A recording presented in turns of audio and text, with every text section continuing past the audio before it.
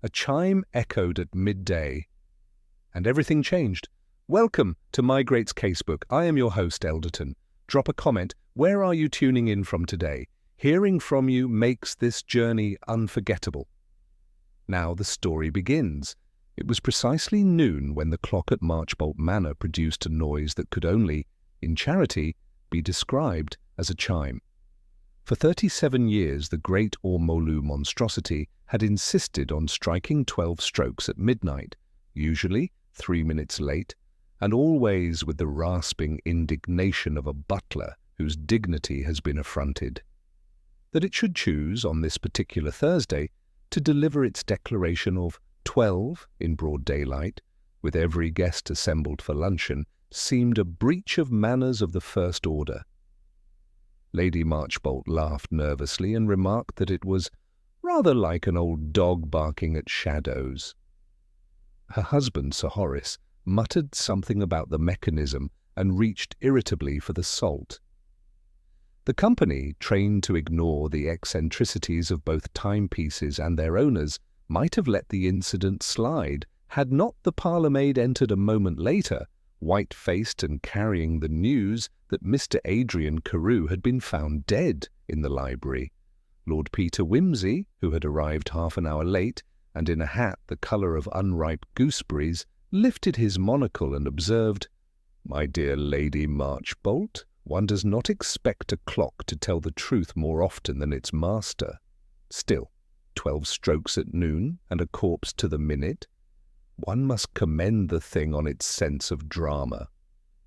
There followed the usual polite commotion, guests half rising, hosts issuing contradictory orders, servants scurrying in 2 directions at once.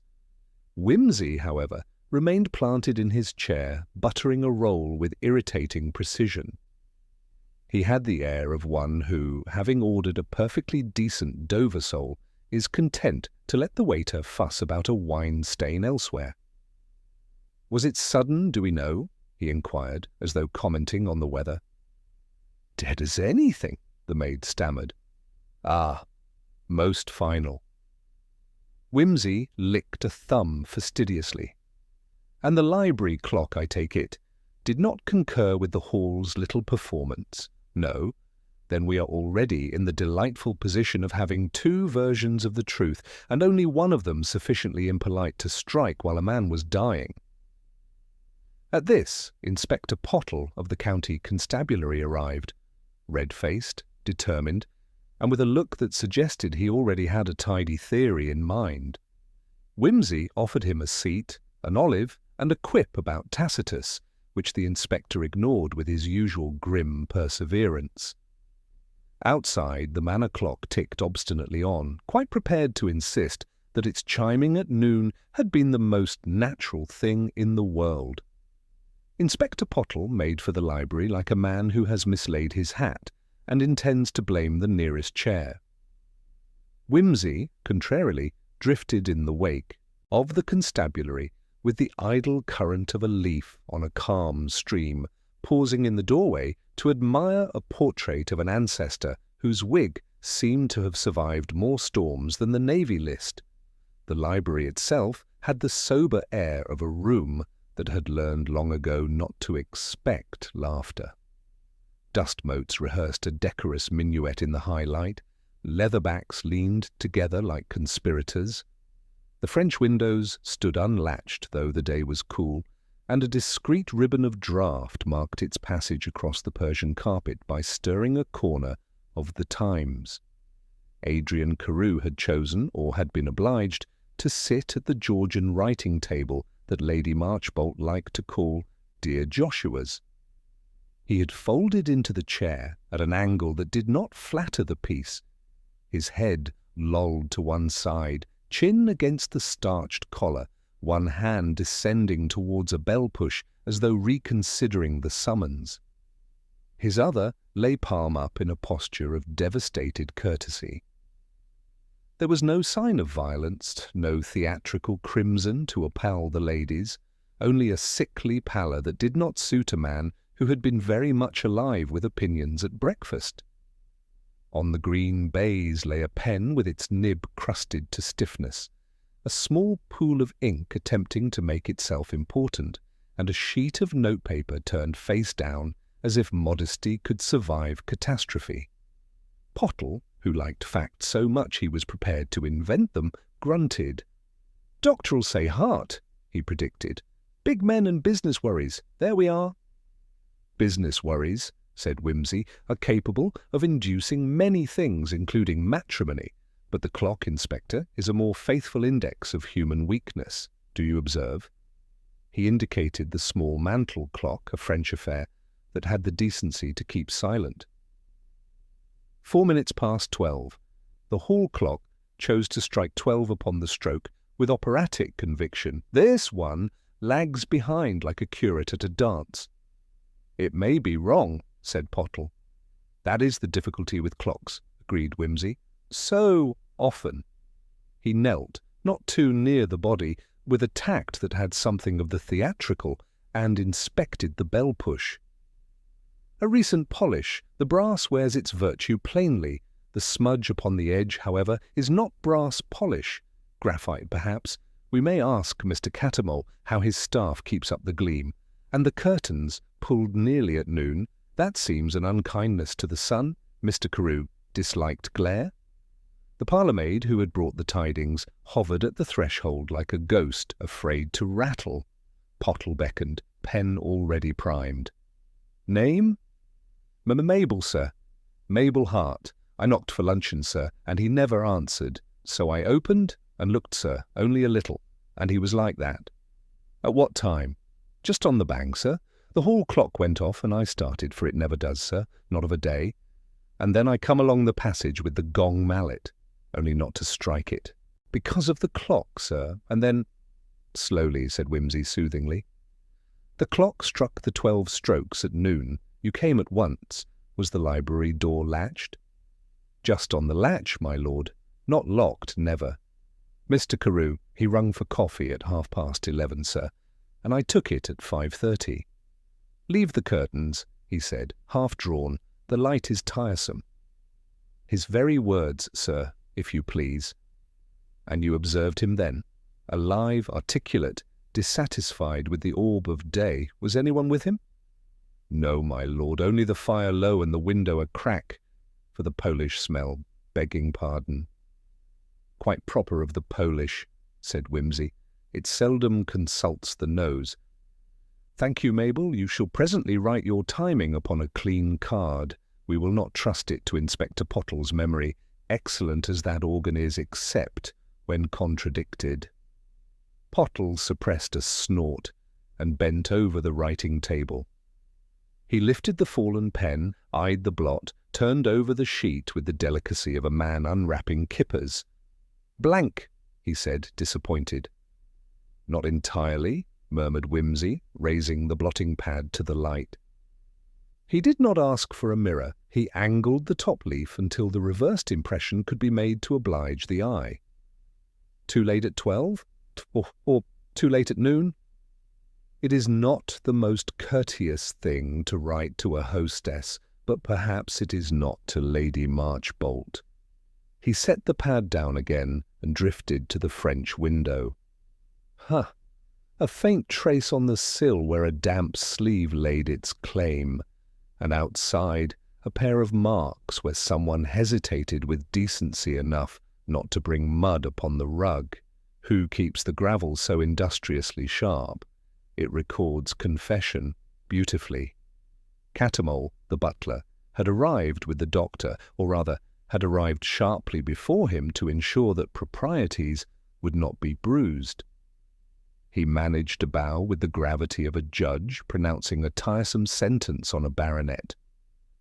"My lord, Inspector, her ladyship begs that the guests remain in the saloon, if you please.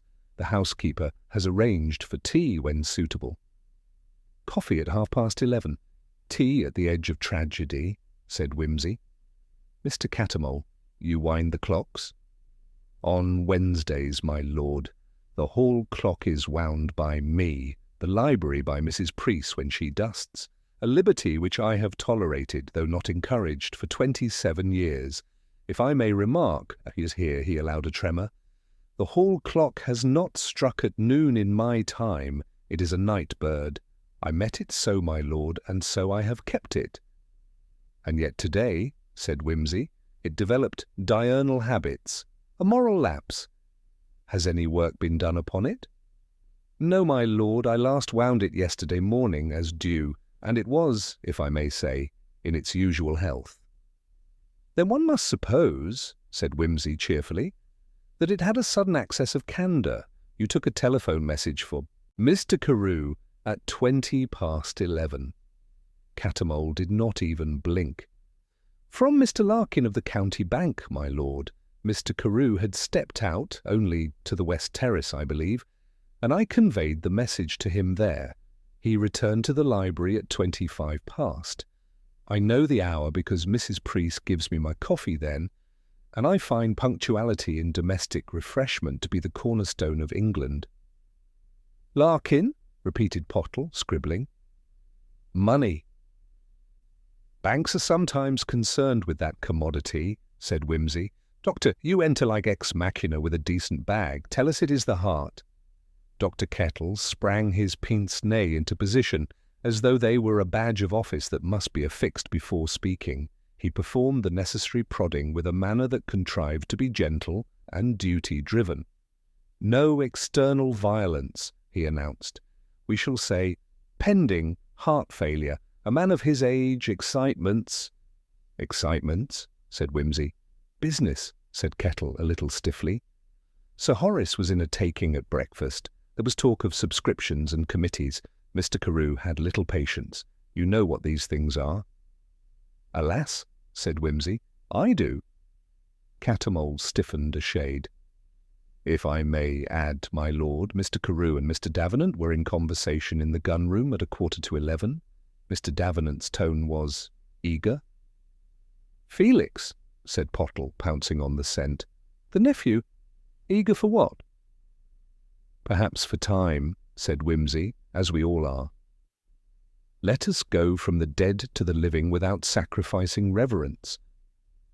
They found Felix Davenant in the saloon, contemplating the carpet with the air of a man who suspects it of an affront.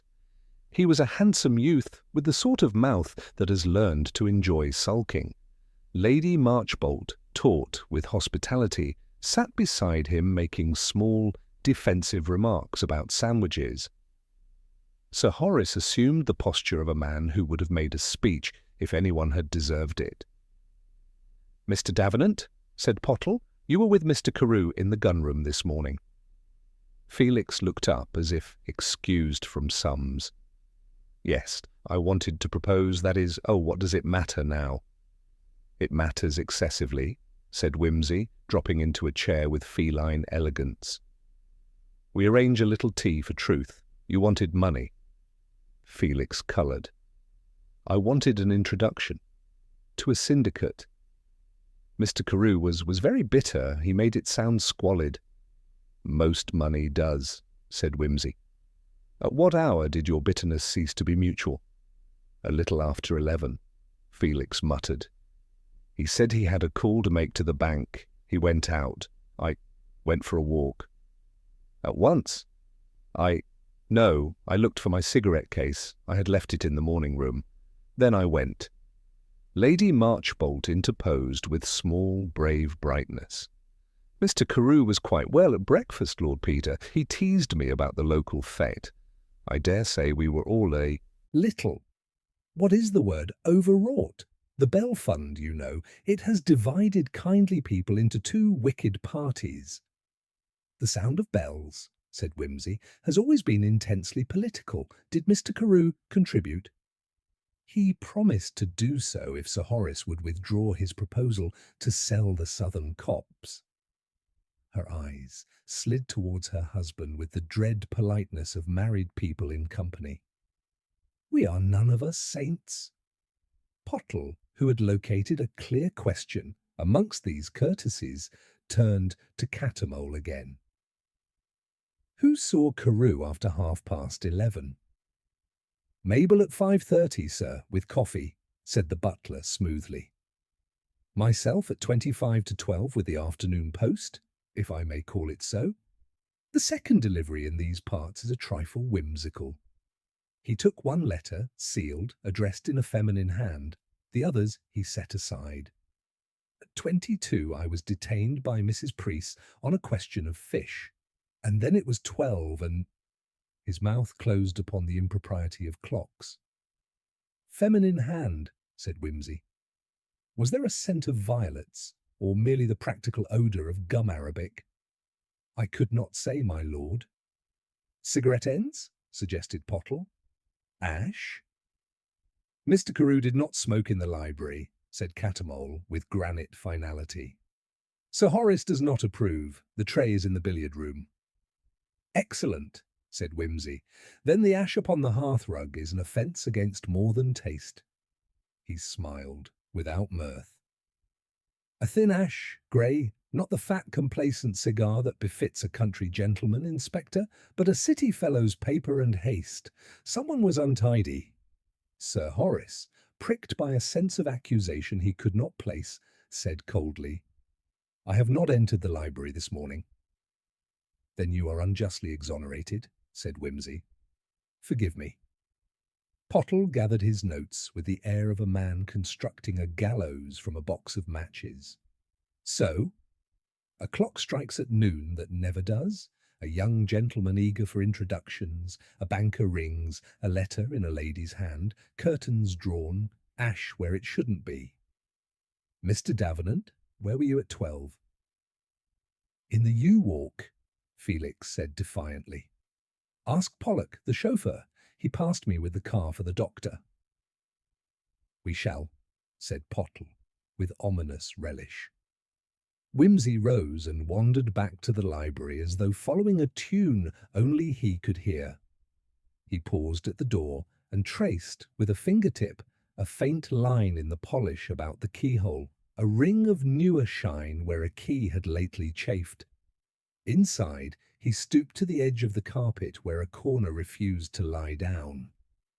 It showed, when lifted, not the expected dust, but a narrow band of bright. The skirting board had been recently wiped. He let the carpet fall and turned to the writing table again. The addressed envelope was not in sight. He examined the blotter anew, then the waste paper basket, which produced a small, green flake of sealing wax, a colour unfashionable in the house where red was kept for Christmas. Green for hope, said Whimsy softly, or for despair. Pottle appeared behind him. If you've done with poetry, my lord, I'm thinking we may have to speak to the young gentleman rather more firmly. He's in a scrape. These debts, these syndicates. By all means, said Whimsy, amiably. It would be unkind to deprive an inspector of his red herring. Only, when you have finished with Mr. Davenant, oblige me by asking Mrs. Priest why her fish required arbitration at 20 minutes to 12. It is either a very disputatious haddock, or somebody wanted Catamole detained. He glanced at the mantel clock and smiled. And I should like a word with the hall clock. It has embarked upon daylight. We must know who taught it the trick. He tapped the bell push once, lightly, leaving no mark. And perhaps, when we have all the decencies arranged, Lady Marchbolt will tell us which of her friends writes such an excellent, unassuming hand upon green wax.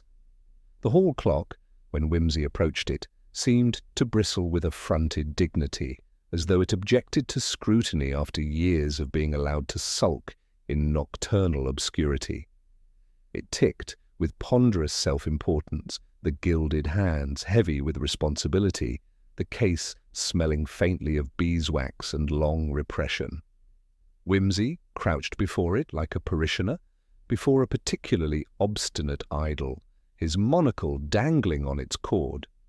He ran a finger over the brass pendulum, tapped the weight with a knuckle, and leaned sideways to eye the bell mechanism. Inspector Pottle loomed at his shoulder, papers already smudged with his impatient grip. "All right, my lord, it struck. We heard it. I'll have the works taken down and examined. It'll prove to be a slip of cogs, nothing more." Whimsy, humming a few lines of Dowland under his breath, tilted his head. "Nothing more, Inspector, is rarely so theatrical. Consider, a clock that has held its tongue at noon for decades suddenly clamours just as a man dies in the next room. Either it had an impulse to satire, or someone coaxed it into life. When a machine tells a lie, there is usually a human ventriloquist behind the curtain." The inspector muttered something about fanciful notions. Whimsy's hand, however, lingered on a smudge at the edge of the case, just beneath the latch for the clock-face door. He sniffed lightly and smiled. Graphite again, or a smear of oil, but in the wrong place. Mr. Catamole's devotion to polish does not extend to mechanics. Someone has been at work. "Why?" Pottle demanded. "Why fiddle a clock?" "Because," said Whimsy airily, "time is the only alibi we have never learned to bribe. One adjusts it, and one alters history. A man may be dead at noon or alive at noon, depending on whether the witness hears the stroke. If you can persuade a hall full of guests that 12 o'clock arrived at precisely the moment of discovery, then you may persuade them that the death occurred then. But suppose the death was earlier?" The inspector frowned, already thinking of depositions. Whimsy, satisfied, left the clock to sulk once more and strolled towards the saloon, where Lady Marchbolt presided like a hostess determined to outface death with sandwiches. The guests sat in varying degrees of polite paralysis, Sir Horace glowering into a whisky and soda as though it might declare loyalty, Felix Davenant sulking like a boy punished without cause, two ladies whispering behind handkerchiefs, eyes darting to the door whenever footsteps passed. Whimsy drew up a chair beside Lady Marchbolt and inquired after the state of the cold beef. She looked at him with the eyes of a woman clinging to etiquette as a drowning sailor clings to wreckage. "If one goes on serving, one does not think," she murmured. "Do you suppose, Lord Peter, it could possibly be suicide?" Whimsy tilted his head, as if considering the philosophical aspects of self-destruction. "Possible? Everything is possible, Lady Marchbolt. Probable? Less so. Mr. Carew was not in the habit of writing too late at noon upon his stationery, and then obligingly expiring at the exact hour without even the courtesy of finishing his sentence. And the bell push, suicide, does not usually summon a witness." Felix, restless, blurted, "And who? If you're so clever, who killed him?" His voice cracked with the kind of indignation that sounded more defensive than curious. Whimsy gave him a mild look. "My dear young man, were I to tell you at once, what would the inspector have to occupy him for the next fortnight? We must not deprive the county of its amusements. The fates are dull enough without it." Sir Horace barked, "This is no time for jokes, Whimsy. A man has died under my roof." "Precisely why one requires jokes," Whimsy returned smoothly. "Without them, death grows insufferably solemn. Now tell me, Sir Horace, what was your hour this morning?" Sir Horace coloured. "I was at my solicitor's by 11. I have the motor and the clerk to prove it." "Splendid," said Whimsy. "Proof is always so reassuring, even when it proves nothing. And Lady Marchbolt?" She drew herself up with the frail dignity of someone unaccustomed to being questioned. "I was with Mrs. Wilton arranging the flowers for luncheon. The vicar saw us." "And Mrs. Wilton?" The vicar's wife, a fluttering woman with the air of a hymn book mislaid among novels, confirmed it eagerly. "Indeed, indeed, poor Mr. Carew, so sudden." Whimsy bowed to her. "Thank you. Truth is best served when wrapped in petals." He allowed a silence to fall, long enough for nerves to prickle. Then he turned with apparent irrelevance to Felix again. "Your cigarette, Mr. Davenant, what brand?" "May I?" Felix blinked. What? Gold-flake, usually? Why? No reason, said Whimsy. He drew the silver case from Felix's pocket with an unerring hand and examined the stub within. Gold-flake ash, you see, crumbles into soft grey, but our mysterious visitor to the library left a sharper residue, Turkish perhaps. Somebody in the house smokes foreign. Lady Marchbolt stiffened. We do not smoke such things here, Lord Peter. Then someone has been impolite enough to bring their vices into your library, said Whimsy, and snapped the case shut. An impertinence worthy of punishment. At that moment, Catamole reappeared, implacable as ever, to announce that the doctor required a word with Sir Horace. Whimsy followed in their wake, not invited, but not easily shaken off. Dr. Kettle had deposited his bag upon a side table and was peering at the sealed letter Catamole had discreetly provided. This Lord Peter was among the deceased's correspondence. The envelope was addressed in a neat, feminine hand. The seal bore a green fleck of wax, faintly crushed. Whimsy held it delicately between finger and thumb, studying the slope of the letters. Italianate, he murmured, confident but not ostentatious. The hand of a woman accustomed to writing notes of instruction, not billets due. And yet, why the secrecy of green wax, when red would have sufficed? I fancy Mr. Carew had a correspondent unknown to our circle. Sir Horace scowled. If this is some woman's folly, or a man imitating a woman's hand, said Whimsy lightly. Forgery has always been a sport of the desperate. He replaced the envelope and turned to Pottle. Inspector, you will of course wish to trace the postmark, though I suspect the letter did not come by post at all. Observe, no cancellation mark. It was delivered by hand. Pottle seized it triumphantly. Then someone in this house, or someone who wished us to think so, said Whimsy. He wandered back towards the library, humming again, as though the tune might coax the truth from the panelling. He paused at the carpet where the ash lay and crouched to study it once more. With his fingertip, he traced a faint scorch on the hearthstone. The ash fell here, but the draught from the window would have carried it further, unless— He lifted the brass fireguard and examined the underside. A fleck of tobacco clung there, caught as if brushed by a hasty hand, concealing a stub. Someone smoked in haste, he murmured. Perhaps while waiting for the clock. Inspector Pottle grunted. You'll have us chasing shadows, my lord. I'll get statements from all the servants. Someone must have seen a stranger. Strangers are always noticed, said Whimsy. But the devil wears familiar faces. Let us speak to Mrs. Preece. She, at least, will have nothing to gain and everything to say. They found the housekeeper in her domain, hands folded, expression set in the granite patience of long service. She curtsied and admitted that, yes, she had spoken to Mr. Catamole about the fish at 20 to 12. But it was nothing urgent, my lord, only whether the salmon should be served cold or hot. I regret delaying him. Not at all, said Whimsy.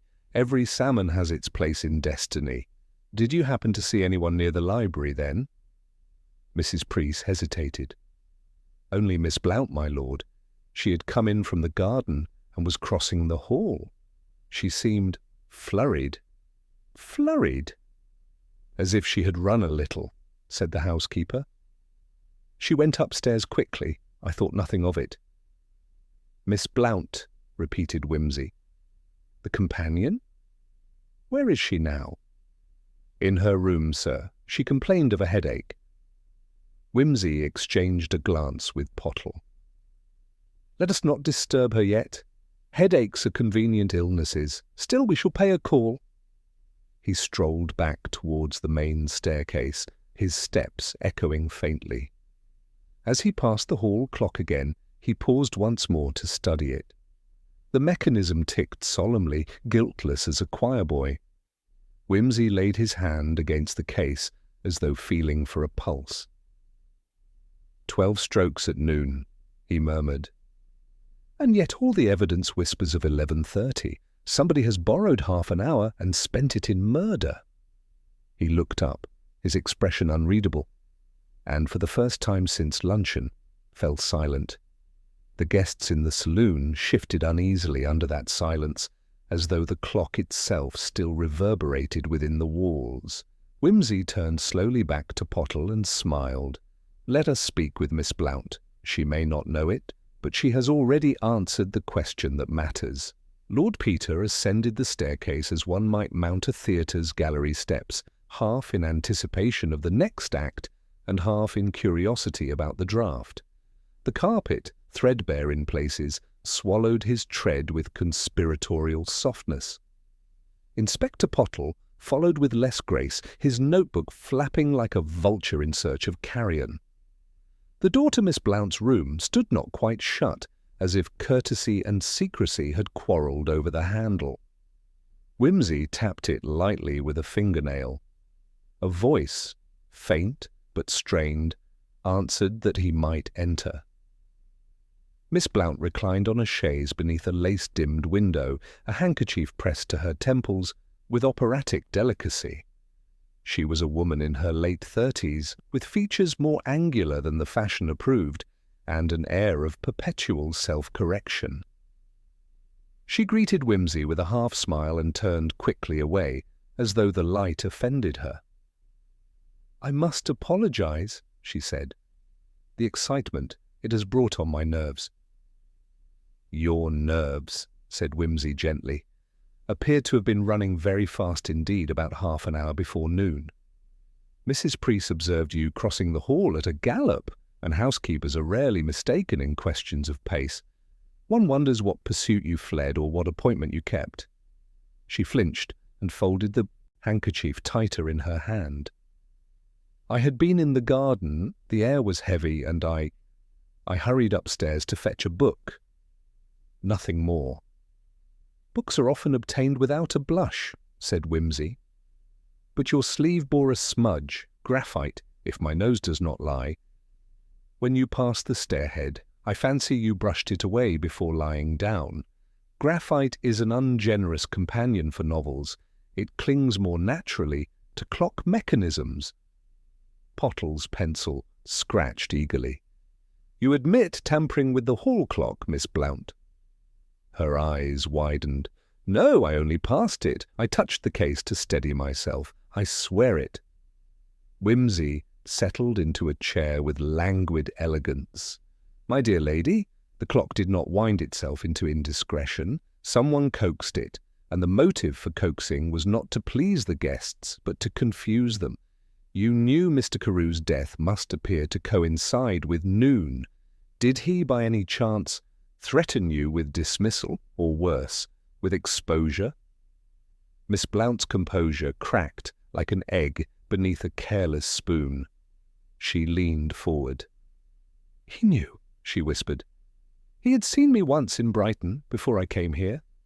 I had another name then. It was a mistake, a foolish mistake. There was nothing dishonourable, I swear. But he recognized me and said he would tell Lady Marchbolt. I could not face it." "Ah," murmured Whimsy. "The double life? Always such an inconvenience when resurrected at luncheon." "But I did not harm him," she cried. "I would never—" Her voice faltered. "I only wished, if people thought the clock struck wrongly, they would not be certain of the time I crossed the hall. I feared suspicion, that is all."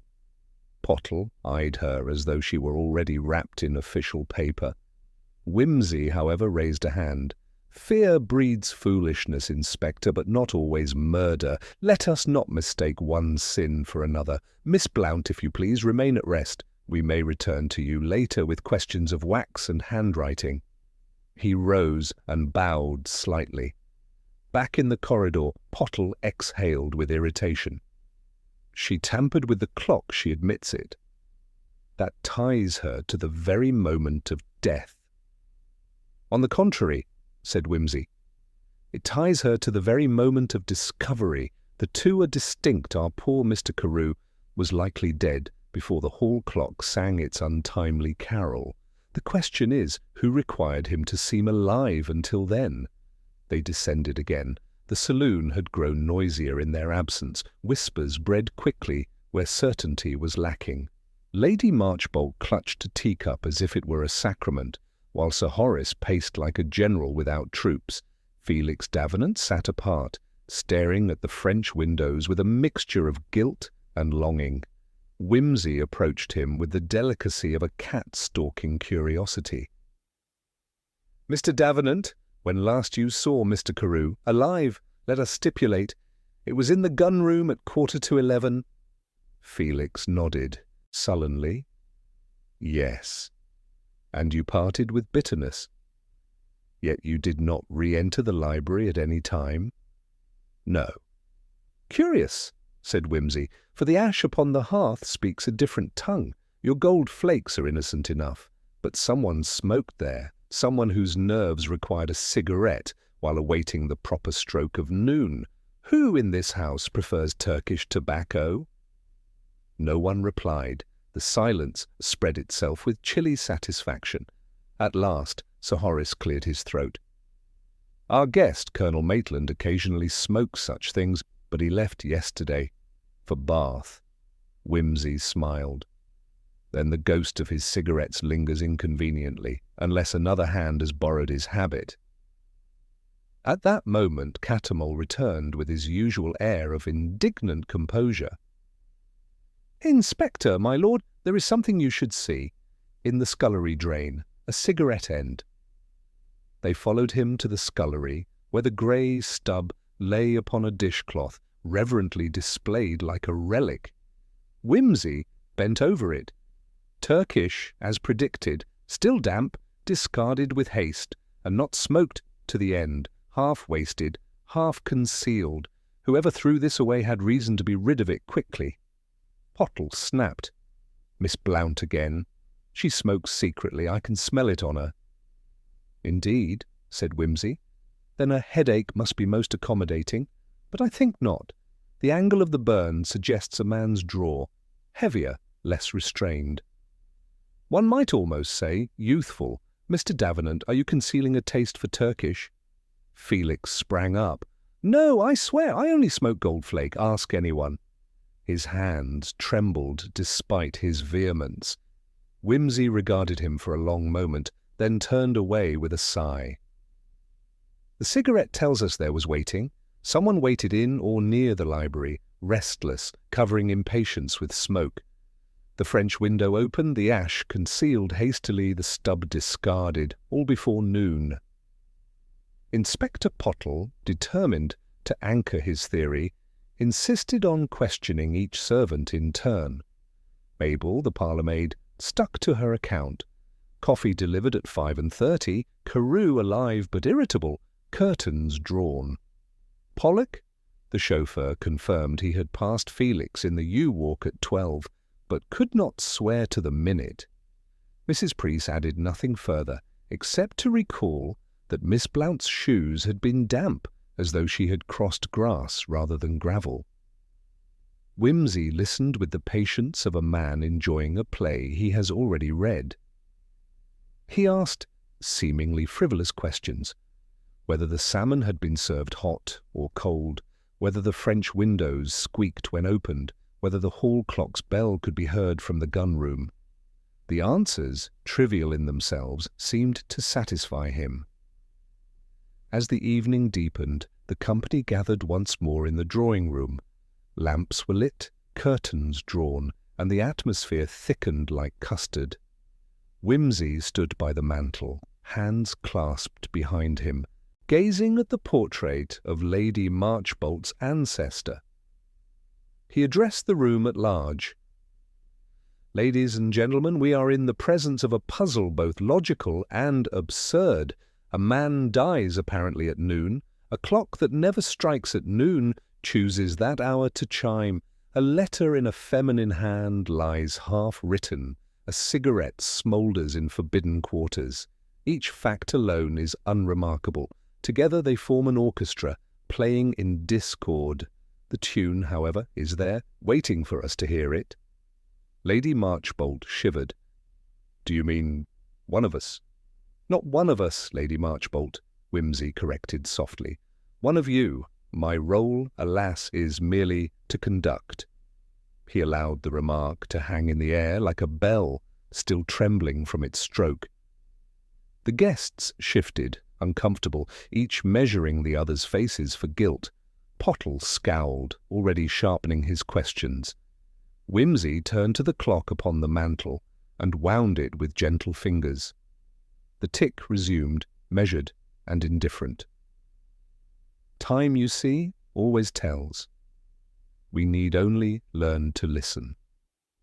With that, he excused himself and sauntered once more towards the library, humming a madrigal under his breath. The others watched him go, chilled by the sense that he was following not mere footsteps but the rhythm of death itself. Half an hour misplaced, half an hour borrowed, and somewhere within it, the truth. The library by lamplight had acquired that faintly sepulchral air which rooms assume after being the theatre of death. Shadows collected in the corners with funereal patience, and the leather bindings glowed darkly as though resenting intrusion. Whimsy entered as if he were greeting an old acquaintance, his gaze immediately travelling to the writing table where the down-turned sheet still lay, smug in its silence. He drew up a chair and sat, not with the brisk authority of an investigator, but with the lazy curiosity of a man attending a lecture on a subject already known to him. His fingers hovered over the bell-push, then shifted to the blotter and finally rested on the pen, still crusted with dried ink. He spoke softly as though to the air. "Too late at noon," he mused. An odd fragment for a dying man to write. Too late for what? For whom? Unless the hand that began it did not intend to end it, because another hand intended to end him. Inspector Pottle arrived with a notebook and an expression sharpened by frustration. "My lord, I've spoken to the lot of them again. Blount sticks to her tail. Felix blusters. Catamole gives me the timetable of his tea as if it were the Book of Common Prayer. And Lady Marchbolt weeps on cue. It all amounts to nothing but suspicion." "Suspicion," said Whimsy, "is the salt of life, Inspector. Too little, and we fall asleep. Too much, and we choke. Let us season carefully. What did you learn of the letter?" "Delivered by hand, like you said. No one admits to it. Catamole swears he found it among the post. At 11:30, though there was no stamp. He says he believed it had slipped in with the rest." "Curious," said Whimsy. "An anonymous hand creeping into the respectable post-bag, a ghost among the letters, and green wax. Ah, there lies a tale. Green wax has been seen before. Once, I recall, in a case where a widow attempted to frighten her rivals with spectral threats, though the only spirit involved was gin. Our present correspondent may be less convivial, but no less cowardly. Did you test the seal for fingerprints?" Pottle flushed. "Not yet." "Do, Inspector, though I doubt the sender was obliging enough to leave a thumbprint. Still, one must ask. Meanwhile, let us attend to geography. The library faces south, does it not?" "Yes." "Then the sun, at 11:30, would have lain directly across the desk. No wonder Mr. Carew asked for the curtains drawn. But if the curtains were half drawn at 11:30, how do we account for Mabel's impression of them fully drawn at 5:30? Pottle scratched his head. "She said they were nearly shut. I took it for nerves." "Never dismiss nerves," said Whimsy. "They often remember what the brain forgets. If the curtains shifted their position in those 5 minutes, someone else was in the room." Pottle scowled. "And what of it?" "So someone visited him after the maid left. Could have been anyone." "True," said Whimsy. "But not everyone leaves ash on the rug and half a note unfinished. Tell me, did you find any trace of the sealed letter once Carew had handled it?" "None," said Pottle. "Not in the room, not in the basket?" "Precisely," murmured Whimsy. "A letter vanished as neatly as if swallowed by the clock itself." That is not suicide, Inspector. That is tidying up. Someone removed it after his death or before, if its contents were too compromising. We must ask ourselves who feared that letter most. A discreet cough sounded from the doorway. Catamole entered, as grave as a bishop at evensong. My lord, Inspector, I regret to intrude, but Lady Marchbolt inquires whether you desire supper to be delayed. The company is restless. Restless, said Whimsy, is a polite synonym for guilty, Catamole. Do by all means delay supper. Hunger sharpens truth. Catamole inclined his head without comment. But Whimsy's sharp eye caught the flicker of unease that passed across his face when he saw the desk. After he withdrew, Whimsy remarked, "The butler disapproves of something. Perhaps he has seen that pen before, or perhaps he knows where the letter went. Or perhaps," said Pottle, "you see things that aren't there." "Imagination, Inspector," replied Whimsy, "is merely observation in fancied dress." He rose and crossed once more to the French windows. They stood closed now, latched by some conscientious hand. Whimsy unlatched them and stepped onto the terrace. The night air wrapped him with dampness, and the gravel crunched underfoot. He bent down and examined the sharp-edged stones by lamplight. "Two sets of marks," he said softly. "One leading in, one leading out. The latter more hurried. Whoever came left quickly, not at leisure. We must ask Pollock whether he noticed footprints on his way to fetch the doctor." When they returned inside, Pottle muttered, "You'll have us chasing shadows all night."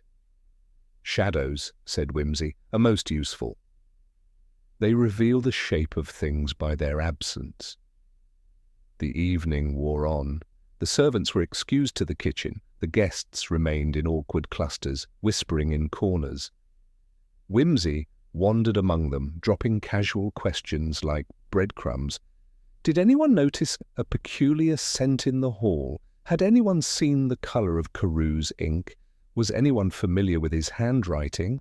Lady Marchbolt, clutching her pearls, confessed that she had once received a note from Carew in the same bold hand as the fragment. Felix admitted he had never seen Carew write more than his signature. Miss Blount claimed ignorance of such details altogether. Catamole alone ventured a remark. "Mr. Carew, my lord, had a habit of using two inks, a black and a blue. He kept them side by side. It was a peculiarity I sometimes thought untidy." Whimsy brightened. "Ah, two inks, but this pen is crusted black, while the blot bears faint traces of blue. He began in one mood and ended in another, or someone else ended it for him. What a pity the ink cannot speak." Pottle grunted. "It will be the nephew. It's always the nephew. Debts, syndicates, quarrels. He did it and smoked to steady his hand." Whimsy smiled faintly. "Then why, Inspector, does the timing of the clock matter so excessively? A debtor does not trouble with orchestration. He strikes and hopes for luck. No, this crime has more artistry. Someone wanted to borrow half an hour from the day and hide it behind a chime." Felix, overhearing, burst out, "If you think I—" "My dear boy," said Whimsy, "if I thought I should not speak. For the present, I merely observe. You, for instance, have not removed your gloves since luncheon. Curious in one so nervous. Gloves are marvellous concealments, but they sometimes remember what we forget." Felix flushed and tore them off, revealing hands unmarked. Pottle looked disappointed.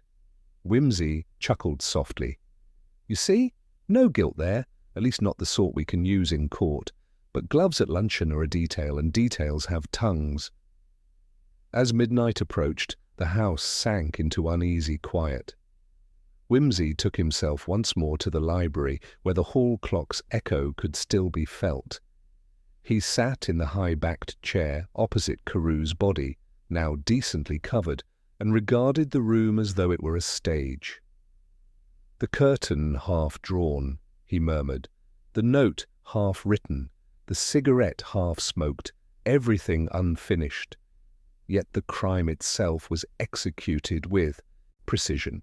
Only a mind both fearful and meticulous would contrive so many halves, a mind that feared discovery but could not resist tidying time itself. Inspector, do you know what this room tells me? It tells me the murderer was interrupted. They left traces because they had no leisure to erase them. And that interruption, that was the clock itself.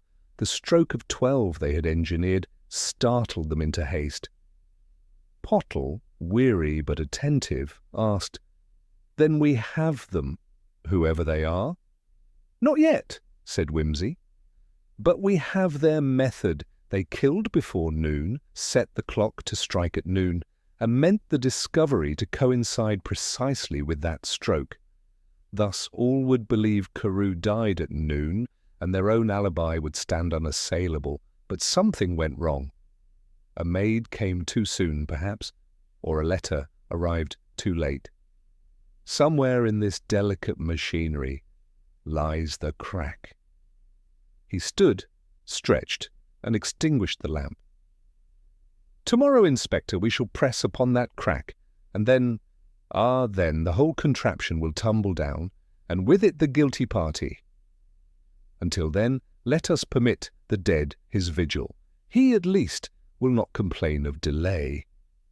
With that, Wimsey left the library, humming again, while the hall clock ticked ponderously in the darkness, its hands forever tied to a false noon. The morning broke pale and reluctant, as though the sun itself mistrusted Marchbolt Manor after the indignities of the day before. A thin mist clung to the lawns, muffling the gravel paths and lending the house an air of false innocence. Wimsey appeared at breakfast in a mustard-coloured dressing-gown that made Lady Marchbolt wince, and requested kippers with a cheerfulness that seemed almost indecent in the presence of scandal. Inspector Pottle, already installed with a stack of notes beside his porridge, looked up irritably. "We'll have a proper inquest by Friday," he said. "I'll not wade upon eccentricities. The coroner will want a straight line. Mr. Carew quarrelled, smoked, collapsed. Heart or poison? We'll see." "Straight lines," said Wimsey, delicately deboning his kipper, "are all very well in geometry. In human affairs they tend to turn corners. Consider the vanished letter. One cannot smoke it nor quarrel with it, yet it slipped neatly away. If you can tell the coroner how it vanished, Inspector, I shall write a hymn in your honour." Pottle snorted. "You and your letters? What about this Blount woman and her fiddling with the clock? She as much as admitted it." Wimsey buttered his toast with exaggerated patience. "Indeed, but she fiddled with the clock after. That is her tragedy. She tried to hide her past, and succeeded only in entangling herself. A guilty woman is often less dangerous than a frightened one. No, Inspector, our murderer is subtler. He wished us to think of noon. We must therefore think of what happened before noon." Lady Marchbolt, who had been sipping coffee with the air of one condemned to scandal in the morning papers, ventured, "Do you mean someone killed him earlier? But everyone saw him alive." "Did they, dear lady?" interrupted Wimsey. "The maid saw him at 5:30, but she might have seen only a figure in a chair, face half-shadowed by the curtains. A living man and a dead man look astonishingly alike when one expects them to be alive. Expectation is the most deceitful of cosmetics." The remark silenced the table. Felix, bleary-eyed and irritable, muttered something about theatrical nonsense and pushed his plate away. Wimsey gave him a kindly glance, as if amused by a child's sulks. "Now then," Wimsey continued, "let us reassemble our little orchestra of time. At 11:20, Mr. Carew is on the West Terrace, receiving a message from the bank. At 25 past, Catamol brings it to him, coffee in hand. At 1/2 past, Mabel delivers her tray and is instructed to half-draw the curtains. At 5:30, she sees them fully drawn, and the gentleman unresponsive.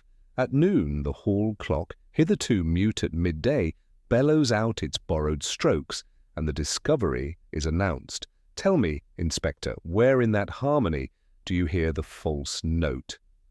Pottle scowled at his porridge. The curtains. Bravo! Cried Whimsy, scattering crumbs like confetti.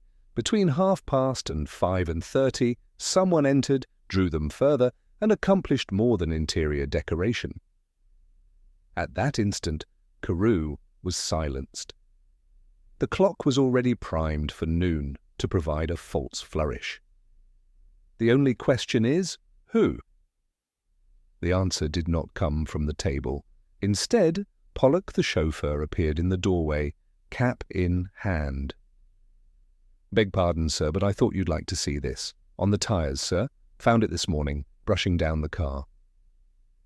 He held out a scrap of green wax, flattened and stained with dust. Whimsy took it delicately. Green wax again, from the missing letter perhaps, crushed under a wheel. "Where was the car at 11:30, Pollock?" "In the stable yard, sir. I brought it round at 5 to 12 to fetch the doctor. Haven't moved it since." Then our mysterious correspondent dropped his evidence too near the motor for comfort, said Whimsy softly. "Thank you, Pollock. You have advanced us several measures in the symphony." When the chauffeur departed, Pottle leaned forward eagerly. "So the letter was destroyed, run over, maybe?" "Someone dropped it on purpose." "Who had business in the stable yard at that hour?" "Ah," said Whimsy. "That is the right question. And who could drop a letter in the yard, yet ensure it was also missing from the library desk? Unless, of course, it never lingered on the desk at all." He rose, brushed the last crumb from his sleeve, and announced his intention of strolling through the gardens. Pottle followed, grumbling, notebook in hand. The gardens, drenched in mist, stretched damp and melancholy. Whimsy walked slowly along the yew hedges, pausing to admire the dew like a connoisseur of crystal. "Observe, Inspector," he said. "Here, on the gravel, a print deeper than the rest.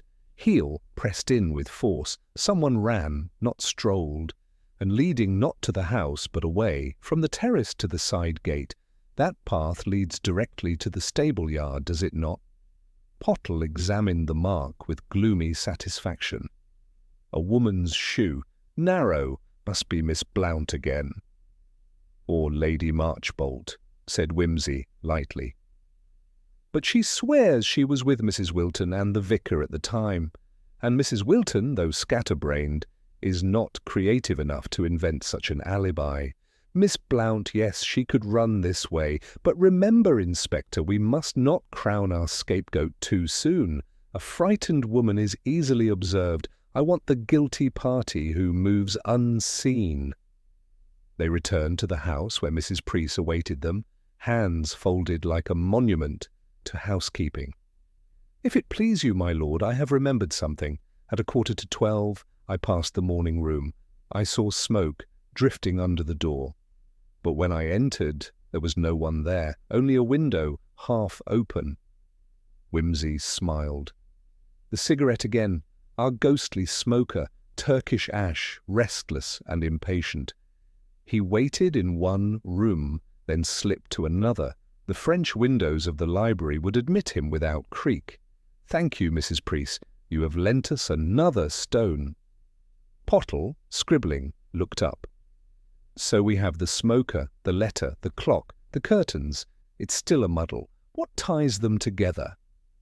Whimsy turned towards the library once more. "What ties all crimes together, Inspector? Motive. We have been searching for money, for debts, for inheritance. But perhaps the key lies not in the pocket, but in the heart. Why should a man write too late at noon? Whose noon was too late? Who feared that hour above all?" Inside, he studied again the half-written sheet. The letters, faint on the blot, trembled with uncertainty. "Too late at noon." If the phrase were meant for business, it would have continued, "for the meeting," or "for the payment," but the fragment hangs personal, unfinished. A man does not waste his final strokes on commerce. It was written to someone who mattered, someone who stood in relation not of money, but of intimacy. Lady Marchbolt, who had drifted in, overheard and stiffened. "Do you suggest an intrigue? That Mr. Carew—" "My dear lady," said Wimsey gravely, "murder is always an intrigue, though not always of the boudoir. If Mr. Carew meant to confess or reveal something at noon, then someone in this house could not afford the revelation, and so they silenced him before his clock struck. Pottle banged his notebook shut. Then we'll have them. We'll press the lot and one will give way." Wimsey sighed. "Pressing is for cider, Inspector. With men and women one must coax. We shall set a little trap. Tonight we shall invite our company to a performance. The hall clock shall play its role again, and we shall see who falters when the hand touches 12. Lady Marchbolt gasped. "A performance?" "A small reenactment," said Wimsey. "Truth has a fondness for theatricals. Let's see if it enjoys a midnight show." And with that he withdrew to make his preparations, leaving the inspector muttering darkly about wasted time and the household trembling under the sense that the hands of the clock were winding inexorably towards exposure. Evening draped itself over Marchbolt Manor with the hesitancy of a guest uncertain of welcome. The mist that had clung to the lawns in the morning returned at dusk, spreading its pall across the terrace and laying ghostly fingers on the French windows of the library. Inside, lamps had been lit, though their glow seemed feeble against the gloom, and the air smelt faintly of extinguished candles, as if the house itself had rehearsed a vigil. Lord Peter Wimsey, in a velvet jacket that clashed outrageously with propriety, stood before the company assembled in the saloon. His manner was casual, his tone irreverent, yet beneath the surface there was the unmistakable precision of a conductor ready to cue the first note of his symphony. "My dear friends," he began, twirling his monocle in idle loops, "our hall clock has acquired the most extraordinary habit, one might even say a vice, of chiming at noon. This eccentricity, combined with the regrettable expiration of Mr. Carew, has caused no end of trouble for Inspector Pottle, who dislikes clocks almost as much as he dislikes me. To relieve both of us, I propose a little experiment. Tonight we shall permit the clock to repeat its performance. At the stroke of 12 it shall strike again, and we, attentive as theatre-goers, shall observe what happens." Lady Marchbolt gave a nervous laugh. "Is this necessary, Lord Peter?" "Necessary, madam? Nothing is necessary except death and taxes, though even the latter can be evaded by ingenuity. But useful, yes. When the hands point to 12, truth will tremble in the air like a badly tuned violin.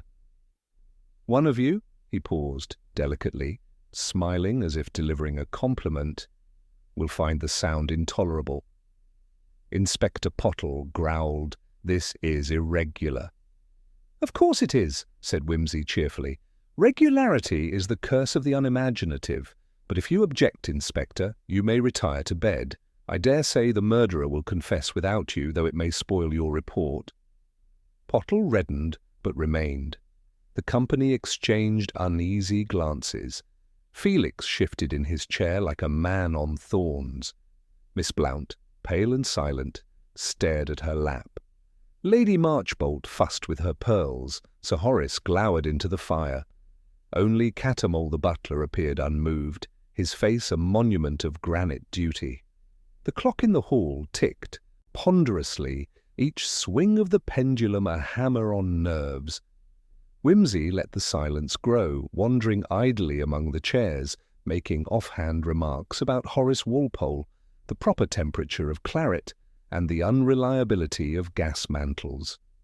His levity only deepened the unease, as if laughter itself were a trap. At 5 minutes to 12, he slipped into the library. The others, compelled by curiosity or dread, followed. The room had been arranged as it was the day before, curtains drawn, French window ajar, desk cleared except for blotter and pen. A chair had been placed where Carew had sat, now empty, its shadow elongated by the lamp. Whimsy gestured lightly.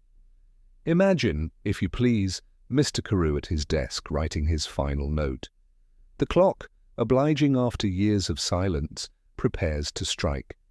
The murderer waits nearby, restless, smoking perhaps, concealing impatience with Turkish indulgence. The letter, sealed with green wax, lies temptingly within reach. The maid will arrive at 5:30, so time is short.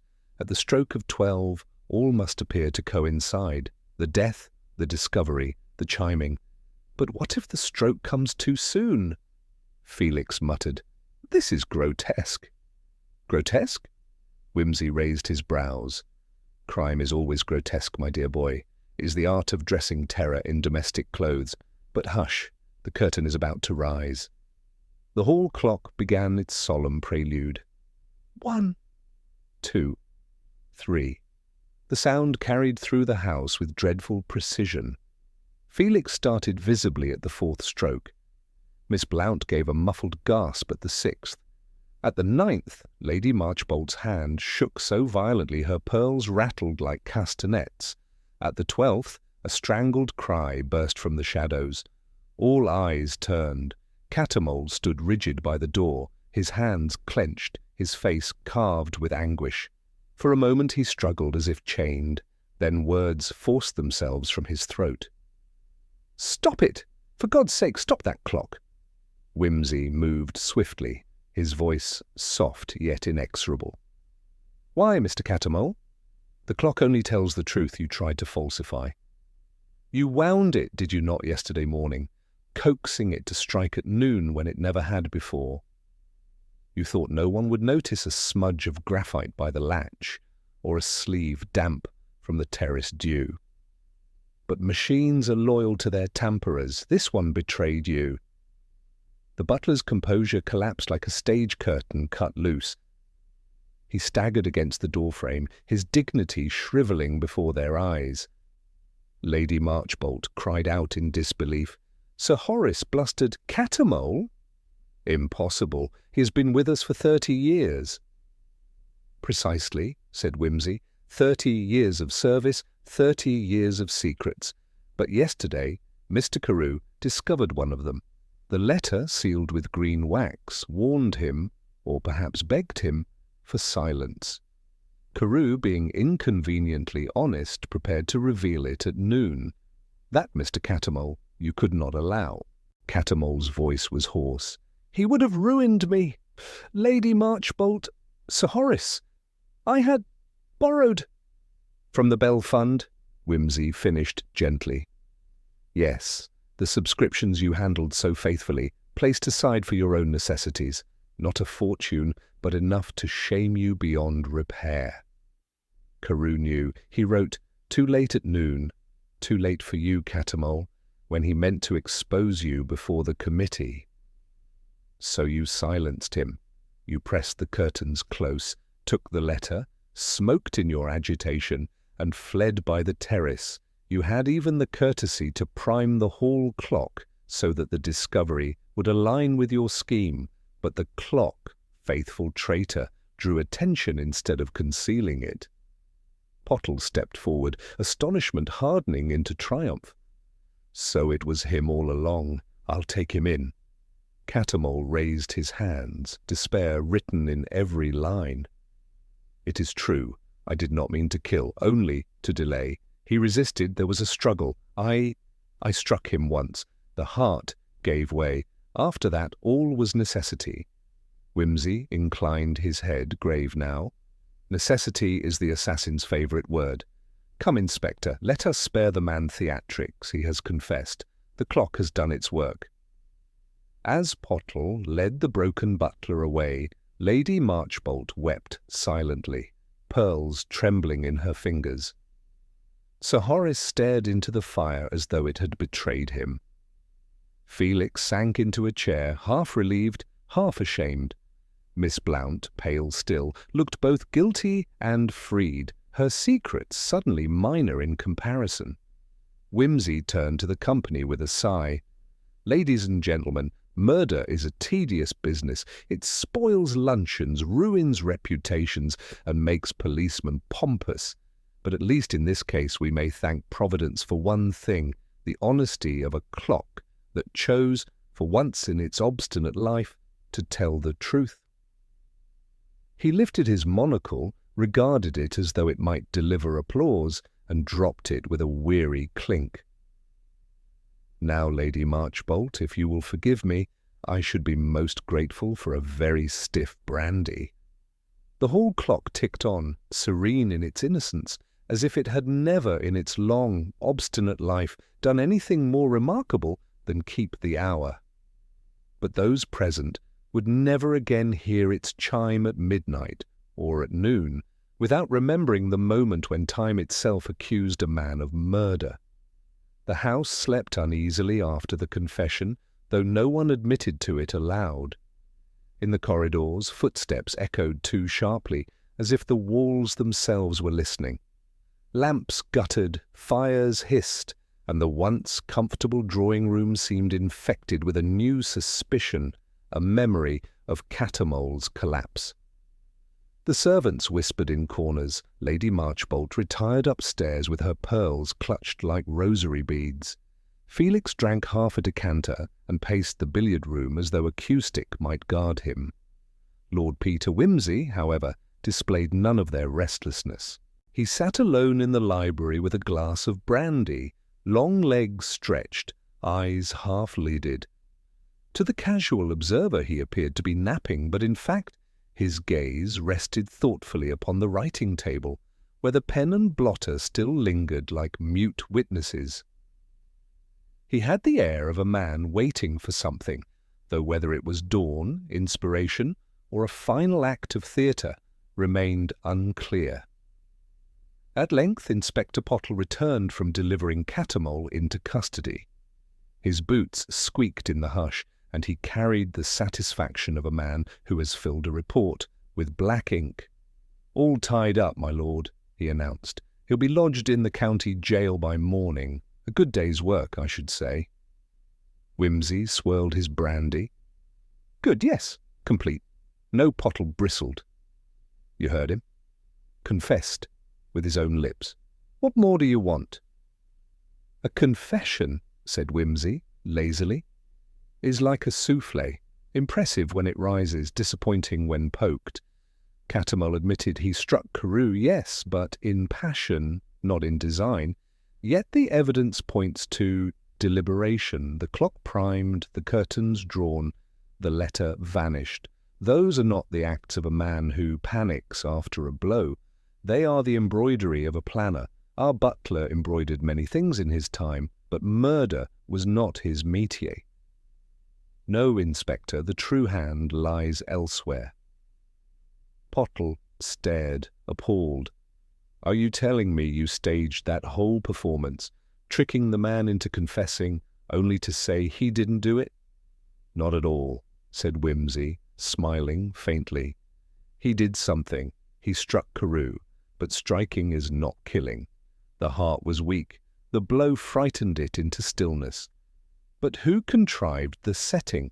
Who placed the cigarette, stole the letter, tampered with the clock? Those details belong not to Catamole, but to another." The inspector swore softly and collapsed into a chair. "Then who?" "That," said Whimsy, "is what I am waiting to learn. Murder, like theatre, requires rehearsal, and tonight, Inspector, we are still in the final act." As if summoned, a sound broke the silence, the faint creak of the French windows. Whimsy did not move, only lifted his monocle to his eye. A shadow slipped across the terrace and into the room, a figure slim and hurried, gloved hand reaching for the desk. "Good evening, Miss Blount," said Whimsy pleasantly. The woman froze, half-crouched, eyes wide in terror. The lamplight caught her features drained of colour. She made to flee, but Whimsy's voice, calm and ironical, held her. "Leaving so soon? You have come for the letter, of course. A pity it is not here." I moved it, you see. One must tidy after supper. Inspector Pottle leapt up, but Whimsy raised a hand. No heroics, Inspector. Let her speak. Miss Blount's handkerchief trembled in her grasp. I had to, she stammered. He would have told them. Carew knew who I was, what I had been. He promised to reveal it. At noon I could not endure it. You don't know what it means for a woman to have her past dragged out. Indeed I do, said Whimsy softly. Reputations are delicate glass, but glass does not kill men. Tell us, Miss Blount, why the clock? Her eyes darted to the hall, as though the monstrous timepiece still threatened her. To confuse them. If they thought he died at noon, I could say I was upstairs. No one would question. The clock, he never struck at noon. I thought no one would notice. Except, said Whimsy, that I did. And what of the cigarette? You do not smoke Turkish. The ash was a mask. She pressed her hands together. Felix? He smokes them sometimes in town. He left a packet here once. I thought, if it seemed his... Her voice broke. I only wanted them to suspect him, not me. Felix, who had entered quietly during this exchange, let out a strangled cry. You traitress! His face flamed with betrayal. Miss Blount whirled on him. You would have let me swing, Felix, and you know it. You cared nothing. Carew sneered at me, threatened me. I could not bear it. The room thickened with silence. Pottle, overwhelmed, looked at Whimsy in despair. So she's the killer after all? Not quite, said Whimsy. He leaned forward, eyes bright now, every trace of languor gone. Miss Blount silenced Carew, yes, with poison in the coffee she delivered at 5:30. But she did not strike him. The blow, that was Catamole, poor fool, stumbling into the library to remonstrate, perhaps to beg, perhaps only to fetch the letter he dared not see exposed. He found Carew already fading. In his panic, he shook him, struck him, and thus ended the man altogether. That explains his confusion, his guilt, his miserable confession. But the design, the clock, the curtains, the letter, those were yours, Miss Blount. And the cigarette, planted clumsily to mislead. Miss Blount collapsed into the chair, her composure broken. Yes, she whispered. I did it. I thought it would all pass quietly, that the clock would protect me. But the clock betrayed me. Whimsy rose, smoothing his jacket. Clocks, madam, are poor accomplices. They keep better faith with truth than with us. Inspector, your prisoner requires revising. Catamole may be guilty of panic, of obstruction, of cowardice. But murder belongs to Miss Blount. Pottle scribbled furiously, muttering oaths. Felix stood rigid, shame and relief warring across his face. Lady Marchbolt, summoned by the commotion, entered with her pearls in disarray, only to halt in horror at the scene. Whimsy bowed slightly. Madam, the unpleasantness is nearly at an end. Your butler will survive the newspapers. Your companion, alas, will not. Such is the arithmetic of guilt. As Pottle led Miss Blount away, Whimsy lingered by the clock. He touched the case gently, almost affectionately. Well done, old fellow, he murmured. You struck at noon and sang out the truth, however crookedly. You see, Inspector, the real trick was not in the chiming, but in the half-hour it concealed. Once we stopped listening to the strokes, we heard the silence beneath them. He replaced his monocle, gave the company a final bow, and declared himself in urgent need of another brandy. Outside, the mist pressed against the windows and the clock resumed its ponderous ticking, indifferent, eternal, and, for once, entirely innocent. The manor awoke the following day in a hush that seemed heavier than mourning, for mourning at least admits of expression, while scandal must be borne in silence. The servants moved about their duties with strained politeness, each gesture sharpened by the knowledge that one of their number sat in a cell and another, once their superior, would soon stand in the dock. Lady Marchbolt descended late, pale but determined, her pearls rearranged in new defiance. Sir Horace snapped at his paper, finding in the headlines, "No comfort. Companion held in connection with death at Marchbolt Manor." Felix avoided them altogether, preferring to sulk with a cigarette in the garden, despite the damp. Lord Peter Wimsey, who had risen at an indecent hour to stroll the grounds with the air of a man at Oxford on a Sunday morning, appeared at breakfast cheerfully booted and humming Purcell. He settled into his chair, unfolded his napkin, and asked after the marmalade as though the house had not recently been the stage of intrigue, panic, and betrayal. Inspector Pottle, grim and bleary-eyed from drafting reports, regarded him with undisguised resentment. "You seem uncommonly pleased with yourself," the inspector growled. "Merely gratified," said Wimsey, lightly. "That time, which so often trips us, has this once conspired to speak. A chime here, an ash there, and behold, truth comes waddling out like a hen disturbed from her nest." Pottle stabbed at his bacon. "The woman confessed. That's enough for me." "Confessed, yes," Wimsey replied, "but one must never stop at confession. The law requires evidence, and evidence, like love, is easily misunderstood. If we rely solely on her word, she may twist it to her advantage in court. But the letter, Inspector, the letter remains our missing piece. Find it, and the case will ring as clear as the clock itself." Lady Marchbolt looked up sharply. "You still believe it exists? I had hoped—" "My dear lady," said Wimsey, with grave courtesy, "letters always exist, even when burned. Their ashes cling to carpets, their wax clings to tires, their words cling to blots." Mr. Carew's hand began that phrase, "too late at noon," because the letter spoke of noon. He intended to expose something at that hour. The author, fearing exposure, acted first. Our Miss Blount attempted to conceal it. Our Catamole attempted to rescue himself. Between them they composed a tragedy. Felix exhaled smoke with unnecessary violence. "And what of me? You all looked at me yesterday as though I'd done it. Her plan nearly ruined me."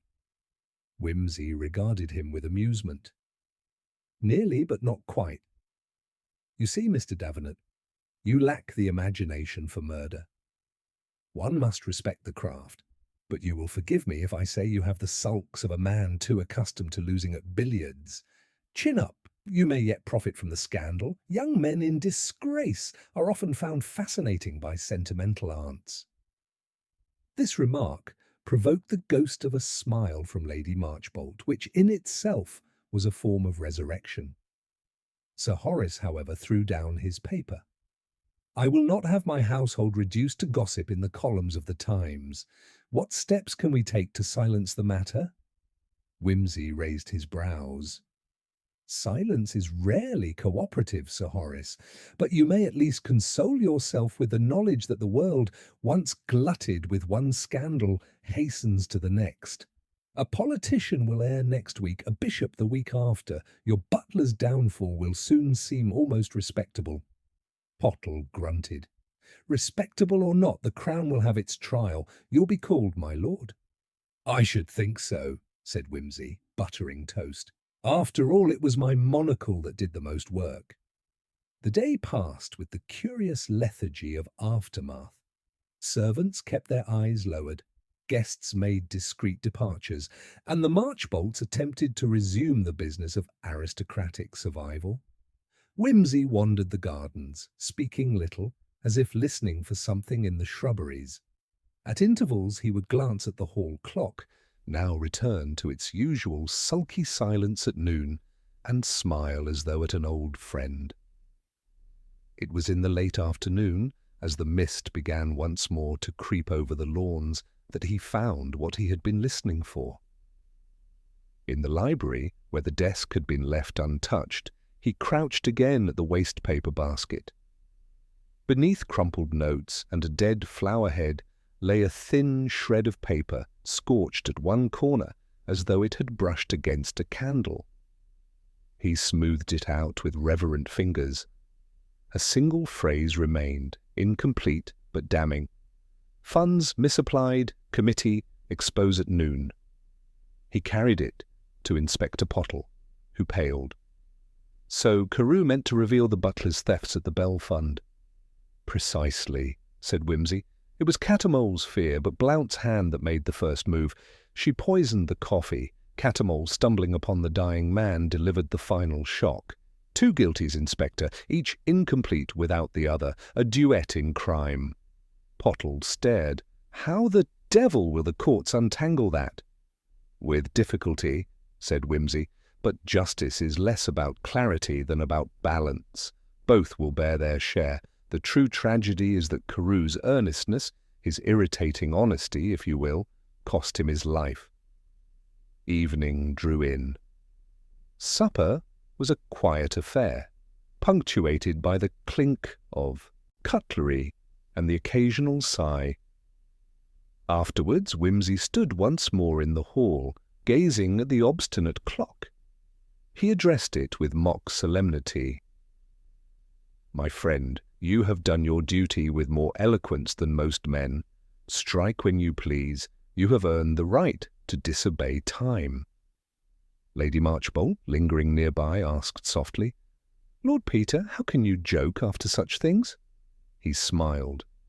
Because, Lady Marchbolt, to joke is the only defence against the grotesque. Murder mocks life. Therefore we must mock murder. Otherwise it triumphs twice. The inspector cleared his throat. Will you be staying the night, my lord? I think not, said Whimsy, reaching for his hat. I have had my fill of clocks and curtains. Besides, there is a recital at Covent Garden on Saturday, and I must prepare to be seen yawning in public. He turned to the company, bowed slightly, and concluded, You may sleep soundly now. The clock will no longer chime at noon, and if it does, it will be only to remind you that truth is always punctual, even when men are not. With that, he strode into the misty night, humming once again, leaving Marchbolt Manor to its uneasy peace. The hall clock ticked on, ponderous and indifferent, but in every ear its silence at noon would henceforth sound louder than any chime,